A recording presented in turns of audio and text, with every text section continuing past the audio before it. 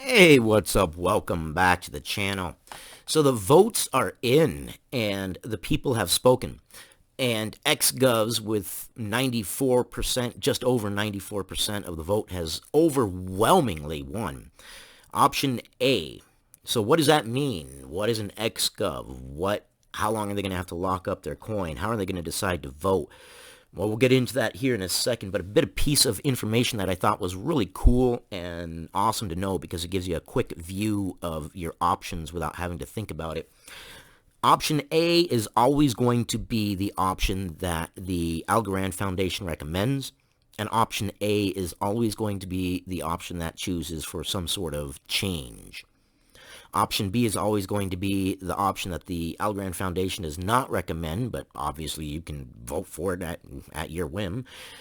And option B is always going to be the option for stay the course for the most part. I just thought that was kind of interesting information to know because it lets you look at the vote and realize in a split second, A is change, A is recommended, B is stay the course, B is the one that the foundation doesn't recommend. It kind of lets you look at your vote. Do you want to vote with the foundation? Do you want to vote for change? Do you want to vote to stay the course? That was pretty cool, I thought. I didn't know that before doing research on this one. So ex-governors, they're going to have to lock their tokens up for quite a bit longer a period of time than normal governors. So from the Algorand Foundation, being able to put measures for a vote is a significant upgrade to the power of the governors, and it brings it one more step towards further decentralization as well. It becomes even more important that governors with this power understand the needs of the community and have their interests aligned with those of the Algorand ecosystem.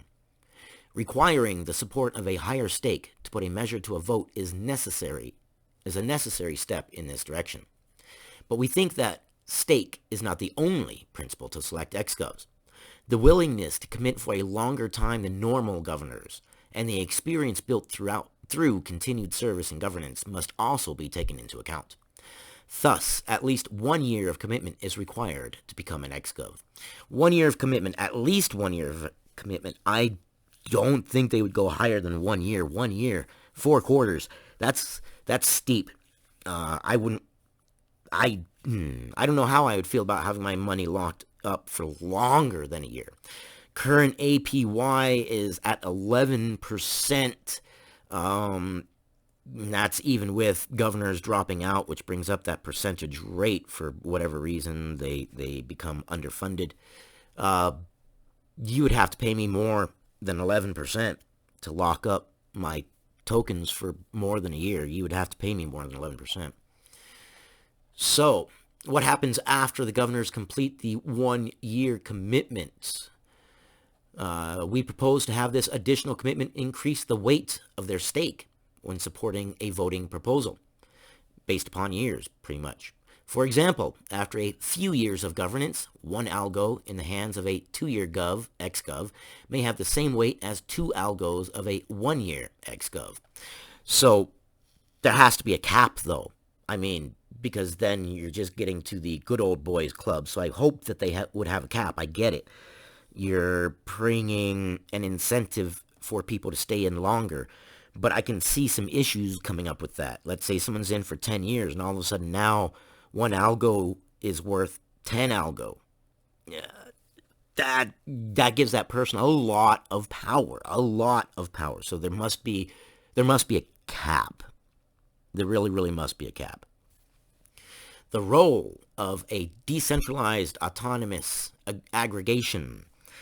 DAOs. Yes, someone gets into the token and then there's another specific token outside the chosen token to recognize the decentralized autonomous organization member. In this case, it's going to be NFTs. Yeah, I like that.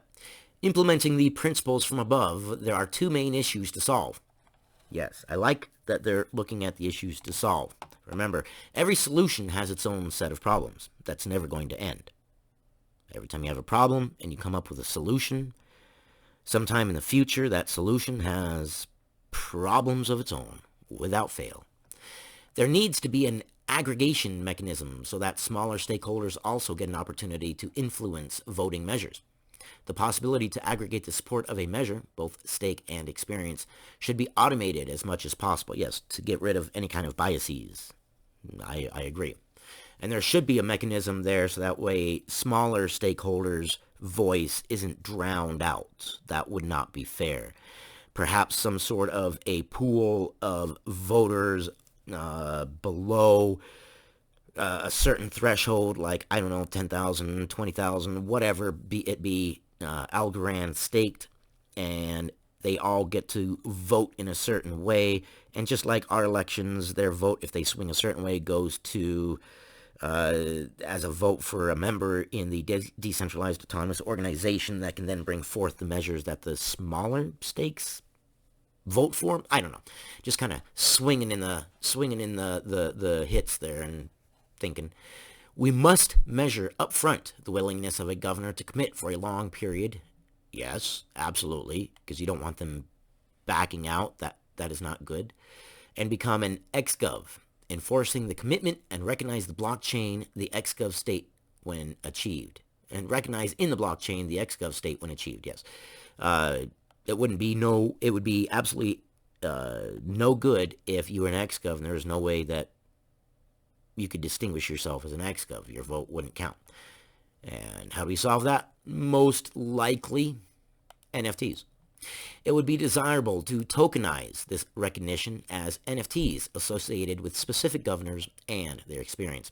So you would get an NFT, a non-fungible token, and that token would reflect the number of votes, the number of Algorand you have staked, and the number of years you have in. That would be good. That would be like an ID card, essentially. You know, something that says, here you are, this is who you are, this is your position, how much experience you have, and what your vote amount, your stake amount is.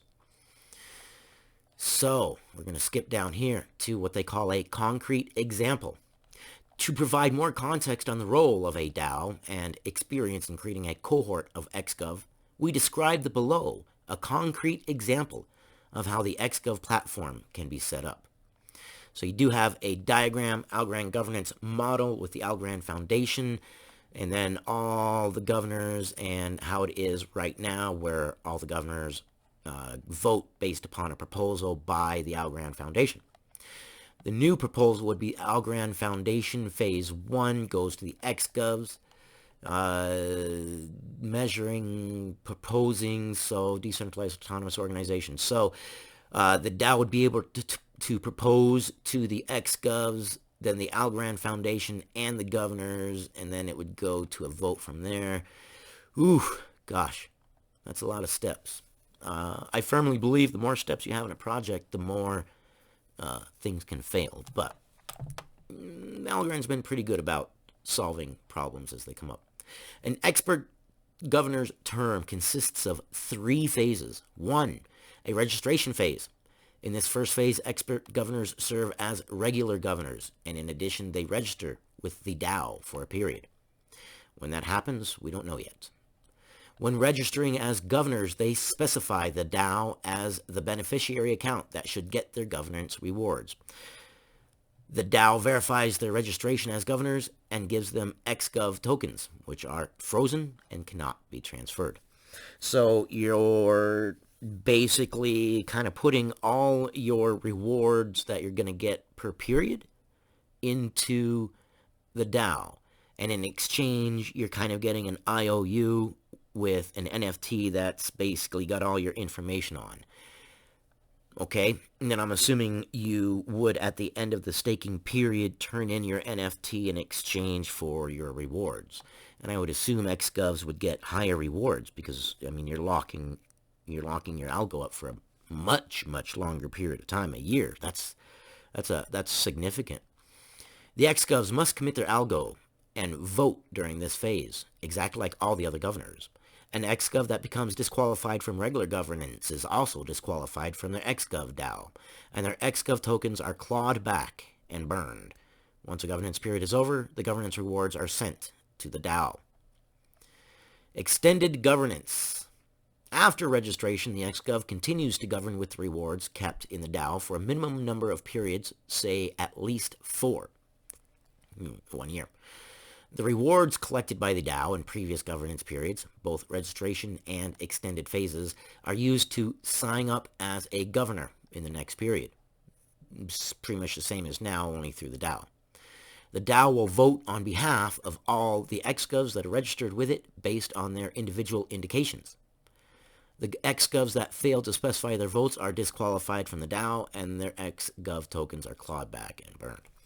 So basically, there's a high incentive for XGovs to vote, and there's a high incentive that if you don't think you can vote for some reason, or you're going to be underfunded for some reason, there is a high incentive to not become an XGov. Redemption or transfer. Once the extended governance phase is over, eligible expert governors can use their XGov tokens to claim their pro rata share of the rewards that were collected by the DAO. The XGov token can also be used to support advancing measures to a vote for a certain period of time. Also, these tokens can transfer into a new DAO for a new extended governance period, in which case their weight will start growing by the accumulation of experience. So basically think just exactly like it is now. The longer you leave it in, the more it grows, the faster it grows, etc., etc. So you can put in your votes as an XGov, your algos as an XGov. You get an NFT in return that has all your information on it. Your rewards go into that DAO, that decentralized autonomous organization, for 4 periods at least. 4 periods at least. Wow, a year. That's a long time. And then after the year, you can exchange your NFT, your XGov token, whatever it may be or whatever they may call it, in for the rewards, for your percentage of the rewards that are in the DAO. Or you can choose to leave your NFT or your XGov token or whatever they're going to call it in the DAO and leave it in there, in which case it does what it does now as well. It continues growing. Interesting concept. I like it. I see issues that could come out of it. I understand the concerns with whales, and will this give whales a lot of vote? Well, yes, it will. But the whales do have skin in the game, and that's the idea, that you're not going to cut off your own nose to spite your face. Let's hope. But that's what I got for you right now. Questions, comments, concerns. I appreciate you guys. And I will see you guys on the next one.